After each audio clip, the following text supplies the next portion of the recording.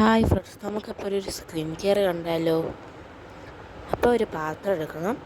അതിൽ നമുക്ക് ആവശ്യമായിട്ടുള്ള അരിപ്പൊടി ഇടുക. നമുക്ക് ഫേസിലെ ആവശ്യത്തിന് ഇത്ര പറയാമല്ലോ, അതും ഇടണം.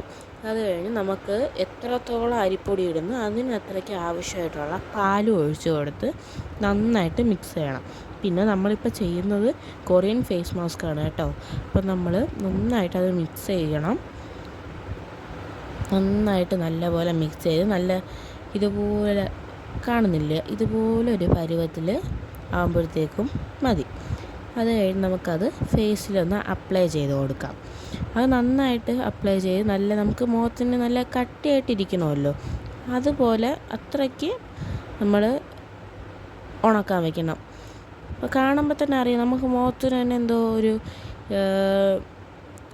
തോന്നും. അപ്പോൾ എനിക്കിങ്ങനെ പറയണമെന്ന് അറിയത്തില്ല. അപ്പം അങ്ങനെ തന്നെ. അപ്പം നമുക്ക് ഡിഫറൻസ് കാണാമല്ലോ, നിങ്ങൾക്ക് തന്നെ കാണാമല്ലോ നമുക്ക് ഡിഫറൻസ്. അപ്പോൾ ഇഷ്ടപ്പെട്ടെങ്കിൽ ലൈക്കും കമൻറ്റും സബ്സ്ക്രൈബും ചെയ്യണം.